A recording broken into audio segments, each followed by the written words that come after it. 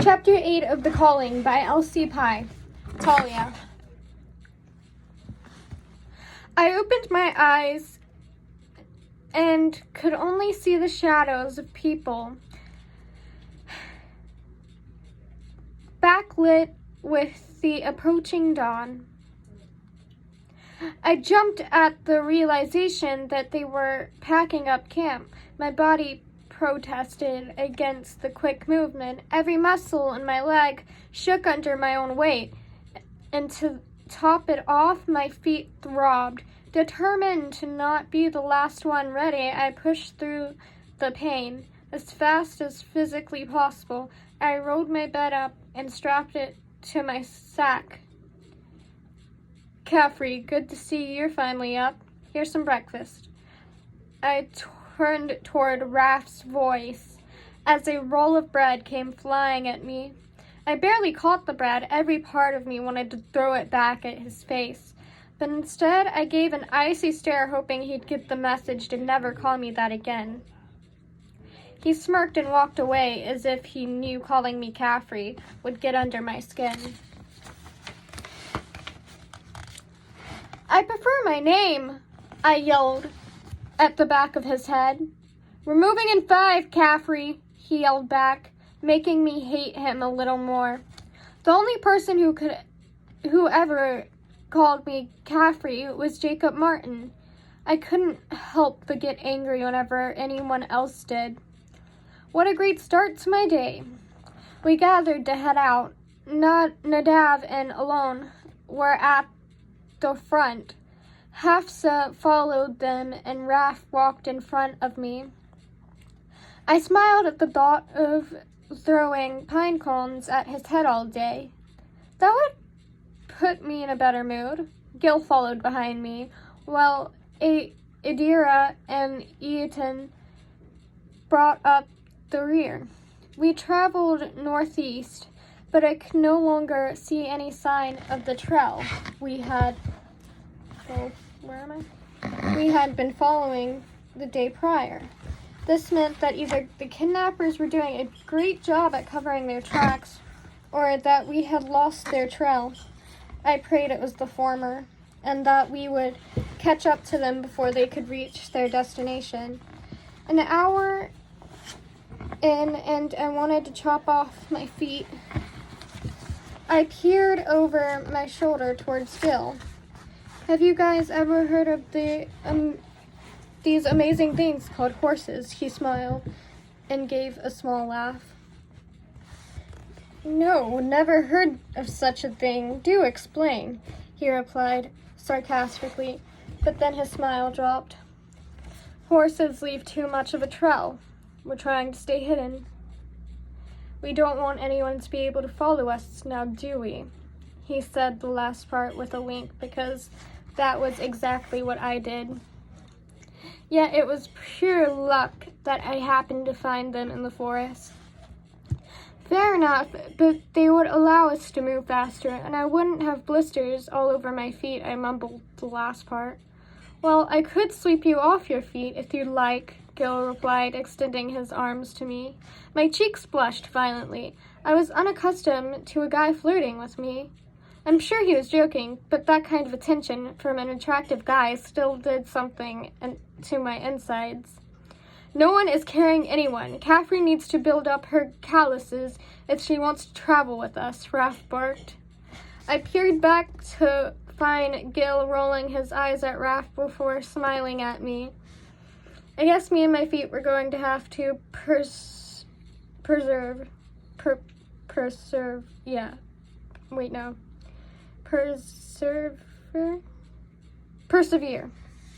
Gosh, I'm done. As we continued our silent progression through the forest, my mind reeled about the fact that young women in Landor were being kidnapped. But why? Slowing my step, I waited until Gil was right next to me before asking, Do you have any idea why young women are being kidnapped? I can't stop thinking about what they might have planned for Jules. My voice shook as I wrung my hands. Gil gently placed his hand over mine. It will be okay. We will save them. His golden eyes carried so much hope that it was hard to believe his words. And to answer your question, we do have some theories. We think they might be looking for some Gil, barked Raph from up ahead. His tense glare pierced into Gil. Go up ahead and check in with Alone. Gil looked at me out of the corner of his eye before giving Raph a curt nod. He walked away, leaving me to my thoughts again. Today, we stopped for lunch, which I was beyond grateful for. I ended up taking a seat on a stump next to Eaton, trying to gain some useful information. He seemed to be the most approachable one after Gil. We sat around eating some dried meat and bread that Eaton had passed out. It wasn't anything compared to the stew we had last night. I hadn't been able to stop thinking about it. Working on a natural way to start asking Eaton questions, I gazed at my surroundings. Autumn had started, so the trees were breathtaking. I couldn't help but sigh as I admired the colors around me. Autumn is my favorite year, Eaton whispered to me. There is something about the crisp air and diverse colors. His large chest lifted as he took a deep breath, admiring the forest. His size, at least double my width, should scare me off, but I couldn't help feel at peace around him. He had a gentle way about him that made me feel safe. How did you get into cooking? I asked. My grandmother taught me. Her food makes the whole village come running to our home. She used to cook for the royal family before Madden took the throne. His eyes narrowed, and anger crossed his face, as if the sentence upset him. Before I could comment, he moved on. Anyway, I always had a large appetite, and she would always get upset with me for stealing food from the kitchen, he explained with a childish grin. So one day she told me the only way I would be able to taste her cooking was if I learned how to cook myself. And the rest is history. I fell in love with it. And I also got to spend a lot of time with my grandmother. I could see the love Eaton had for his grandmother, and it left an empty feeling inside me. Your grandmother sounds intense, I joked. I never knew my grandparents. I'm sorry. Eaton regarded me with warmth in his eyes. Thank you, I said with a forlorn smile. Both my grandparents died during the first couple of years of King Madden's reign, long before my birth. Before I could dwell on it too long, alone called us together. There is a village nearby. It diverts from the trails, but we have been following. It diverts from the trails we have been following, but we will check it out to see if they have encountered these kidnappers or know anything.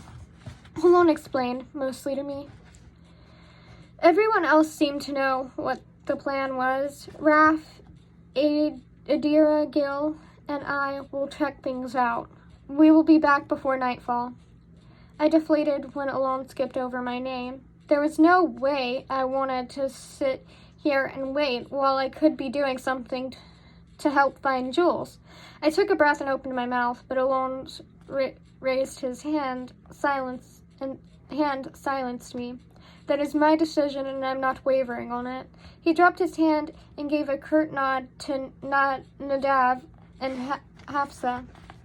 Frustration built up inside me as I watched the four of them grab cloaks from their packs.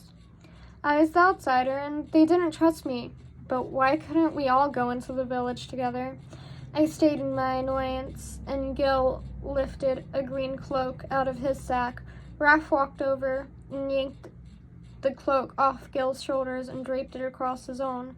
Gil stood bewildered for a moment and reached down into his pack and withdrew a yellow cloak. The four of them left us without a word. Would you like to assist me with catching our meal for tonight? Nadav asked with a tip of his head. He was next to Hafsa and Eaton, and they all stood staring at me. My tongue left heavy as I debated what to say. If I declined, it would seem rude and strange that I wouldn't do my part, especially as a hunter. If I accepted, I would be expected to be a decent shot, which I wasn't. Go ahead, Talia. Eden and I will be building a fire. That only takes one person. Hafsa encouraged.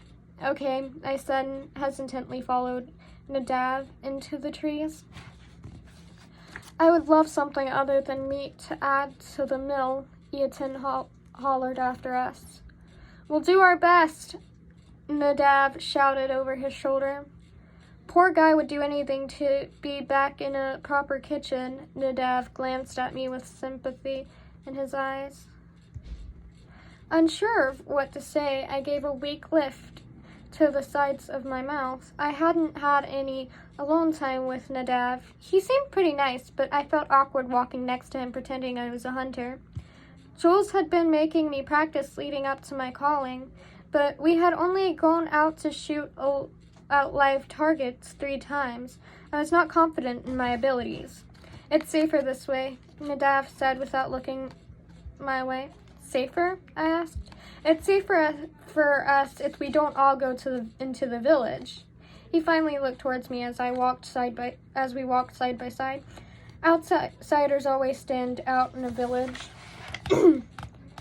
I knew what he meant. Gazmere hardly ever got visitors unless they were traveling merchants.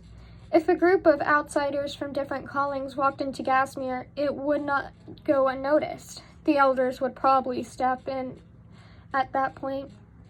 His steps came to a stop. Plus, Hafsa and I stand out more than normal. Many would accuse us of being from another kingdom.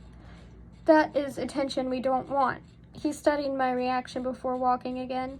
They did stand out from the others with their markings, but with everything else going on, I didn't even consider the fact that they could be different. They could be from a different kingdom altogether. Having spent my whole life in Gazmere only seeing traveling merchants from other villages, I assumed that maybe some villages had different customs from my own. That never occurred to me, I said, because it hadn't occurred to me that if all 7 of us went in together, most likely no one would want to talk to us. Many would probably turn away the moment they saw Hafsa and Nadav. Their markings intrigued me, but I understood how for some they would only instill fear. Landor had cut off its borders to the surrounding kingdoms the day King Medin claimed the throne. 30 years ago, from what was taught to us by the elders, the late king of Landor and his family were murdered by visiting rival kingdoms under the guise of talking about peace treaty. King Medin had been the late king's closest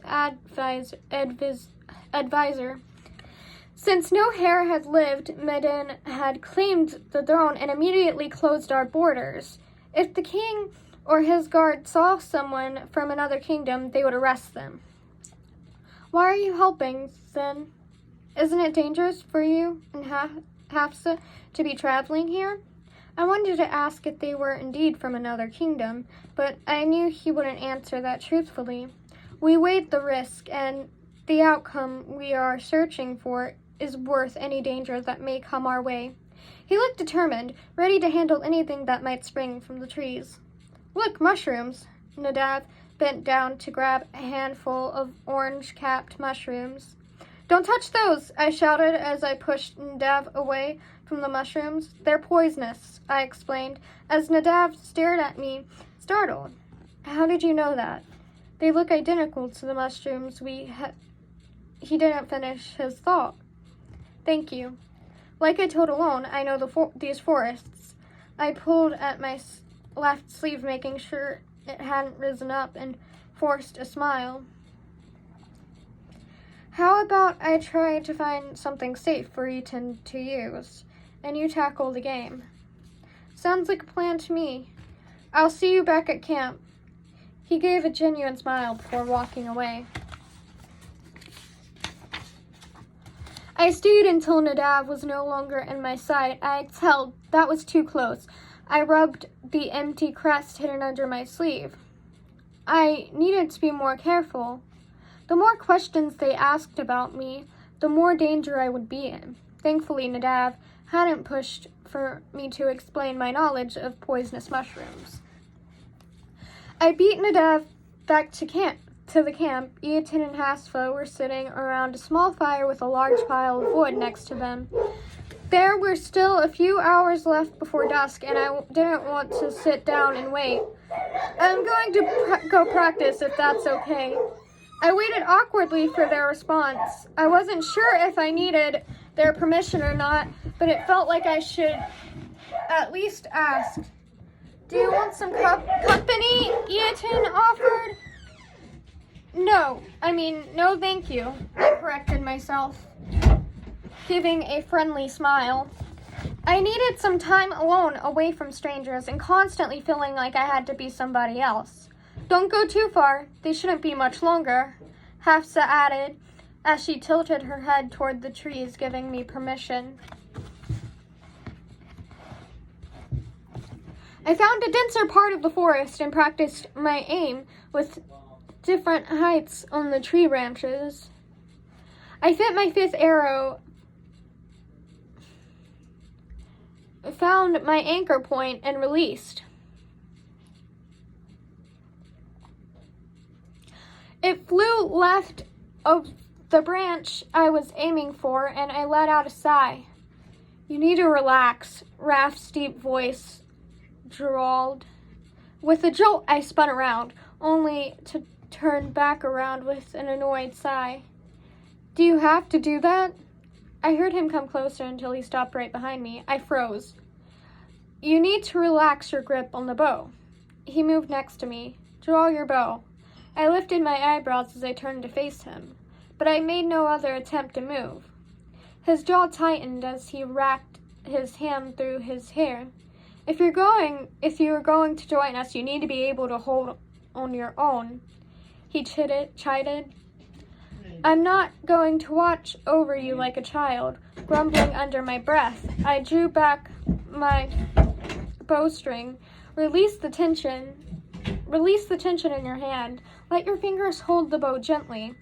His calloused hand gently touched mine, and I felt a shock go through my hand. It took all my effort not to release the arrow as I forced myself to relax in his hand. Better. His breath skimmed my neck. Keep your fingers relaxed as you let go. His chest pressed against my back and I jumped. He moved his arms around me to find my other hand. I had no idea how to handle his proximity, and I prayed he couldn't hear my heart pounding against my chest. Now fill the arrow between your fingers. Imagine you're an extension of it, and as you release your breath, you're allowing it to carry the arrow. Trust the arrow to do what it was made to do. I took in his olive skin as his hand moved against mine. Release, he whispered. Closing my eyes, I listened to my breath and did what he said. It flew with the wind straight into the center of the target. I quickly turned to Raph, a huge smile on my face. Instantly, I froze.